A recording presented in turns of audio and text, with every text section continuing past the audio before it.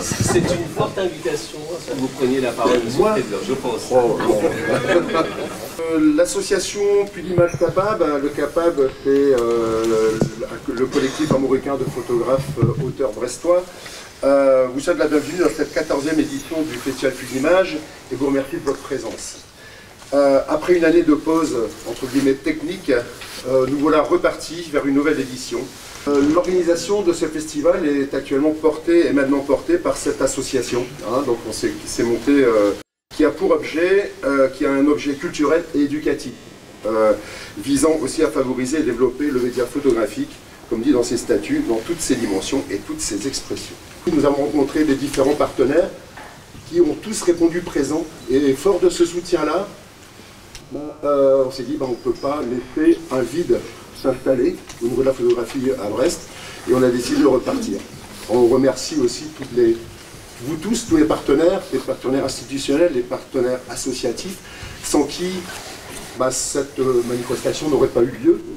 Mais la mairie, le réseau des médiathèques, le département et la région ont été aussi sont des soutiens incontournables. Sans ces soutiens-là, nous ne serions pas là non plus aujourd'hui. Mais sans non plus toutes les associations, les structures d'accueil qui sont les clubs photos, les collectifs de Brest et de la région, sans vous aussi, le festival ne serait pas là. Le principe aussi du festival, il restera, je pense, à l'avenir, mais il est depuis le début, de placer la photographie dans la cité et dans les territoires brestois.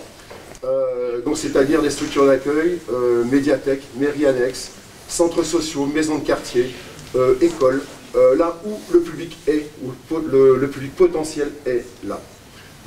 On a eu une certaine séance d'interruption, donc puis vous avez repris le flambeau l'année dernière pour pouvoir nous permettre de venir découvrir cette année l'altérité, la thématique principale de votre festival. Donc pour ne pas oublier, je voudrais vraiment qu'on vous applaudisse en signe d'encouragement pour ce que vous faites.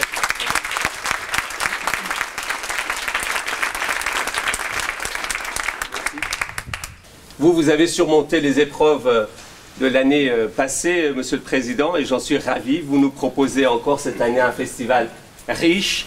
Et de qualité. Et de grande qualité. Et je suis sûr qu'on a eu des discussions depuis quelques jours avec les services de la collectivité également. Pour nous, la photo est une priorité.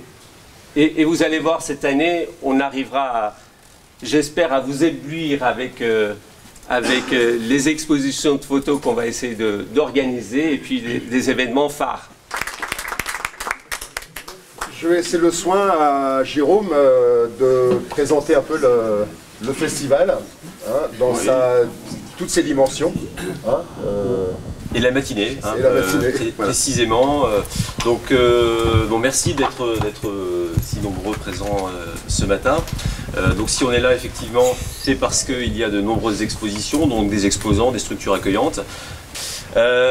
Donc ce matin, nous sommes ici à la médiathèque avec le travail de Guillaume Hébert, donc vous avez pu voir peut-être déjà, ou si vous ne l'avez pas fait, vous allez pouvoir le voir.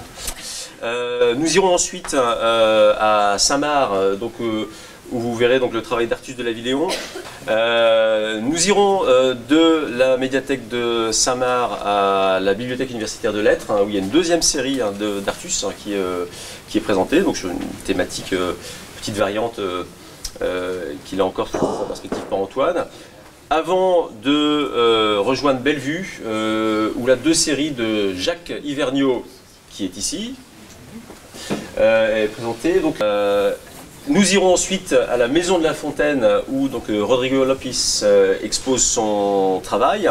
Et nous terminerons donc, au Capucin avec le travail de Judith Elmer, qui elle est bien là.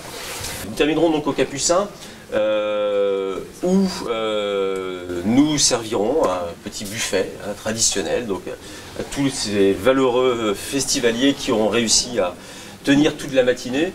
Et donc vous pouvez laisser vos voitures ici, on a un bus à notre disposition. Le bus ne reviendra pas directement ici, mais le tram vous y ramène et nous aurons quelques tickets de bus à notre disposition pour pouvoir vous permettre de revenir jusqu'à la médiathèque. Bonjour, une déambulation qui se termine au Capucin. Je ne dirais pas qu'on a fait presque le tour de Brest, mais le principal des places importantes de la ville ont été visitées à l'occasion de ce festival Pluie d'images. Ils ont commencé déjà à exposer et les artistes viendront, je crois, savoir dans chacun des centres pour venir en parler, non? Tout à fait. Ouais, ouais. Hein, les photographes seront présents et il y aura un vernissage dans chacun des lieux où des expositions sont accrochées. Ok, donc le principe de Pluie d'images, eh ben, pour le comprendre, je reçois deux invités. Je reçois Jacques. Bonjour. Qui est le président de l'association. Oui, parce que les copains m'ont désigné comme tel. Ah. Voilà, donc comme c'est une association, Pluie d'images capables, qui est une association collégiale, donc toutes les décisions se prennent en même temps. Donc je reçois également Jérôme. Alors Jérôme, c'est maître d'œuvre. Oh, directeur artistique. Oui, il paraît. Le choix des images, le poids de l'expo. Voilà, c'est ça. Oui, là encore, bon, si les propositions sont faites, et encore, cette année, d'autres propositions sont venues de certains membres du collectif, c'est vraiment un travail d'équipe parce que toutes les expositions qu'on a pu voir ce matin n'ont pu être visibles que parce que pendant toute la semaine, tout le monde est à pied d'œuvre et n'a pas compté son temps pour faire en sorte que les expos soient accrochées dans de bonnes conditions et conformément à ce qui était prévu avec les artistes ou la scénographie donc on avait décidé. Ouais. J'ai pris un bus, je croyais que c'était le bus du Père Noël, mais non pas du tout, c'était le bus de Pluie d'images. On est parti de Ponta, on est arrivé là, au Capucin.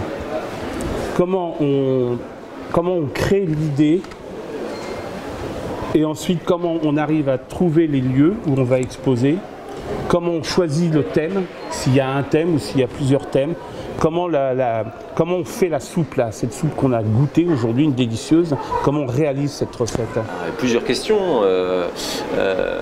D'abord, les lieux, puisque on a visité les expositions des photographes professionnels ce matin, qu'il y a encore d'autres nombreuses expositions à voir, eh bien, il faut que ces lieux soient adaptés à pouvoir accueillir ce type de travaux. Donc, on les sélectionne aussi par rapport à cette configuration-là et on essaye de faire en sorte également de montrer divers types d'accrochages. On a eu des collages en extérieur, on a des collages directs sur des murs, on a des choses qui sont plus encadrées, on a des grands formats, des petits formats, du noir et blanc. L'idée, c'est aussi d'avoir un petit peu un état des lieux de la photographie et de montrer qu'est-ce que c'est la photographie aujourd'hui avec des gens qui travaillent en numérique, bien évidemment, avec les nouvelles technologies, mais d'autres qui continuent à faire de l'argentique, par exemple.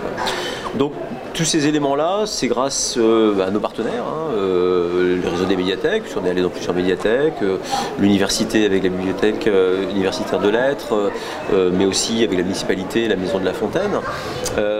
Et ces lieux-là sont déjà relativement bien repérés comme étant des lieux qui peuvent accueillir des expositions de professionnels.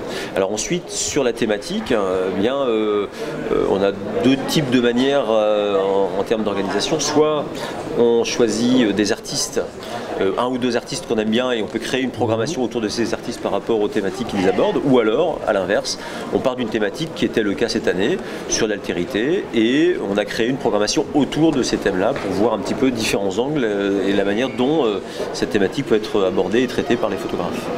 Là, de ce qu'on a vu, est-ce que grosso modo, vous êtes satisfait du nombre de personnes? Moi, j'ai vu, il y avait un bus entier. Une déambulation avec un bus entier. C'est sans compter tous ceux qui étaient en voiture. Voilà, c'est pour ça. Est-ce que... Tout à fait, non. Il y avait du monde. Il y avait du monde. Il faut bien voir que les gens ont quand même déambulé de 9h à 14h. Donc, c'est pas rien. Ça a démarré aujourd'hui. Oui. Ça se termine quand? Le 1er mars. Donc, on a jusqu'au 1er mars. Pour faire le tour. Oui. Je crois qu'il est organisé partout où l'expo est présente, est organisée une venue avec l'artiste. Tout à fait. Conversation, discussion. Est-ce que vous avez un moyen récupéré des témoignages, des choses comme ça, des personnes qui sont venues? Des livres d'or sont installés en général. Est-ce qu'il y a un site internet ou... Il y a un site internet, bien évidemment, hein, www.festivalpluid'images.com, où on trouvera toutes les informations, les dates, tout le calendrier de l'ensemble des animations. Et que les gens puissent aussi témoigner. Absolument. Il y a aussi le compte Facebook, Instagram. Parfait. Donc il suffit de mettre Twitter, de mettre pluid'images.com, et puis voilà, on alimente régulièrement de par les réseaux que l'on a, soit individuels, soit collectifs, des posts voilà, qui donnent aussi de l'information sur le festival et des instantanés aussi sur les moments. Bon, bah messieurs, je vous remercie. Merci.